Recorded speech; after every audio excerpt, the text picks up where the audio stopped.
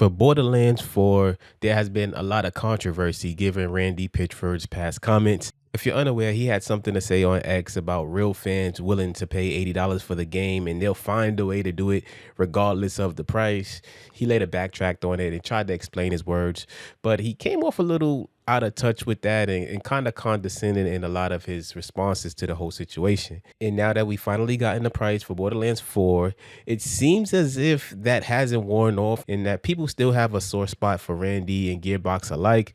And this might mean something bad for the game, and I'm really hoping that it doesn't. For the simple fact that I seen the preview event of Borderlands 4 and I thought that it looks great. I never played Borderlands. I never really had any desire to play a Borderlands game, but when I seen this one, I'm like, this actually looks cool. You know, I don't know about the past. I don't know about the previous entries. I know number 3 wasn't received well because people said that it was kind of like too heavily trying to be funny, kind of like a Thor Love and Thunder type deal where he's trying to be funny too much and, you know, it kind of took away from the experience. But regardless of that, it looked good to me. It looked like something I wanted to try out and I was looking forward to it. Randy's comments actually threw me off guard too because I'm like, man, this sounds kind of entitled, man. Or real fans will go and find $80 for this game. So I'm not really worried about people that are cost sensitive and things like that. So that kind of threw me off a little bit too. But we got the price and here's what he said on X. Big news, no price increase for Borderlands 4. Standard edition launches not at $80, but at $69.99, $70. They're showing you, so please show them. You can find links to pre-order Borderlands 4 PC and console versions on the store page here. And yeah, the response in the comments really shows that people aren't really ready to forget what he did and what he said. And I think that it's not really about what you say, but how you say it. And he's kind of had a history of saying things that were kind of like condescending to the community and just kind of like really out of touch. But let's look at what some of the responses were. Stefan ZA said, literally a price increase of $10, mate. What are you talking about? Somebody even made it clear here. This is a price increase. The last game was 60.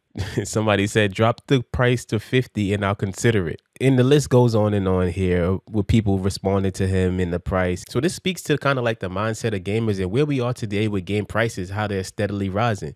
60 was big to me, you know, so like 70 right now was crazy. And then now we're talking about 80. It definitely matters, you know? So I think that especially as like a CEO of a company, you should be able to kind of have some type of empathy for the people who are buying your stuff because you should be making it for them, right? You should be kind of considering the people who are purchasing your product, right? You shouldn't just say, you know, real fans are going to get it no matter what, because that just kind of shows that you're really like entitled and it really turns people off from your stuff. And it's really unfortunate if that's the case because, like I said, Borderlands 4 looks like it's going to be something great. It looks like a great game to me anyway. Like I said, I never really played any of the past entries. I don't know about the whole lore of Borderlands. I don't really know what Borderlands consists of and the gameplay and stuff like that. I haven't played any. I was expecting Borderlands 4 to be my first time playing a Borderlands game, but given some of the comments, man, I don't know, man. It's still up in the air for me. And it seems like Randy just doesn't want to stop and he wants to like lean into the controversy that comes behind the things that he says. And if you're that type of guy and that's who you are and that's kind of like the identity of you and your company and that's kind of what you want to be known as, that's cool, but it does come with some negative effects. You know, it's like after the controversy and after he said the things about the real fans, he came out and said something like this. For our real fans who may be cost sensitive, the very awesome and incredibly fun smash hit video game Tiny Tina's Wonderlands is free this weekend on the Epic Game Store. Please enjoy this free gift by grabbing your free copy here. Free, like you're trying to really make fun of people and really be condescending to people.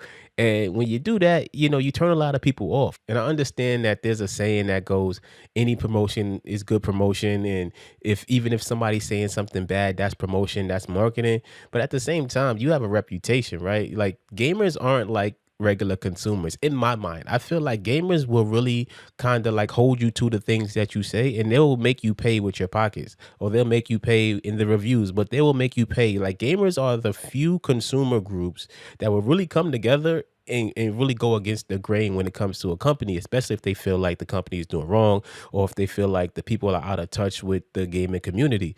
So I don't know if this is the smartest move to make by Gearbox, Randy Pitchford. And I know that Gearbox is owned by Take-Two as well as Rockstar, and you know that Rockstar makes GTA, and I really don't feel like Take-Two is like a company that plays around with their bread, especially with a massive franchise like GTA under their belt. So I'm sure that maybe they've had some things to say to Randy, but I don't know why they kind of allow him to do these types of things. I don't know if it's part of the marketing or what. It seems counterintuitive in my opinion, but that's just my opinion. I'm not within their company, so I don't really know the ins and outs and what's going on there. And this might be a hot take, but I do feel like Borderlands 4 is the reason why GTA 6 got pushed back. For the simple fact that Strauss Zinlich actually made it clear that they like to space out their releases and they like to have room between the releases and let games breathe.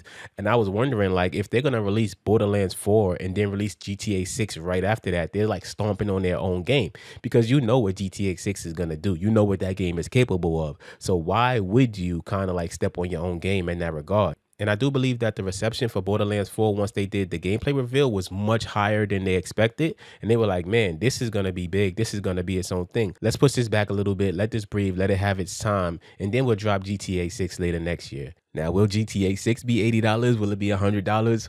Who knows? I'm leaning towards it probably being a lot more than what games cost today, but that's just my opinion, and we'll have to wait and see. But I think the biggest question here is, can they bounce back from the comments from Randy Pitchford? You know, they were out of touch. They seem condescending. It seems like he wants to lean in and pick and pry at people's emotions when it comes to game and game prices. I do think there's an opportunity to bounce back, but I think the first thing that has to happen is Randy has to kind of like stop with the condescending stuff. He kind of got to just shut up. And he also has to understand that even if he believes that Borderlands 4 is great, even if it is great, being great is not simply enough if you side with the moods of the gamers and the consumers who will be buying your stuff. So I'm really hoping that they can resume the course here and get back on track and stop with the comments. I do feel like the price being less than $80 is a plus, but it does have to come with a little bit more appreciation and better comments from Randy for sure. I even actually said during the preview that the game seemed player focused. Like it seemed like it's player first. Like everything was geared towards, listen, this is for the player. We want to make up for past mistakes. We want to show that we've learned from previous entries of Borderlands. And now we're changing all these things. We're making all these additions. We're making it better for the gamer. And then Randy comes out and says something like he says. So, you know, it's kind of like he's fighting against his own game there. But hopefully everything turns out right. Hopefully Borderlands 4 is amazing and it's amazing as it seemed in that preview. Hopefully we see more soon. And I'm really hoping that CEOs like Randy comes to his senses and understands that, you know, gamers have feelings, that there are people, there are real people that have real issues out in the world. And we're just trying to enjoy the good games out there that get made. But we shall wait and we shall see what happens. But let me know in the comments what you think. Are you looking forward to Borderlands 4? Do you think that the $70 price point is better than the $80 price point? Do you feel like it's still an increase? Whatever it is, let me know in the comments. I'm always down to have conversations with you all. And also, if you're into having grounded, casual conversations around gaming, consider liking and subscribing. Outside of that, thanks so much for chilling with me today. And I will see y'all in the next one, man. Peace.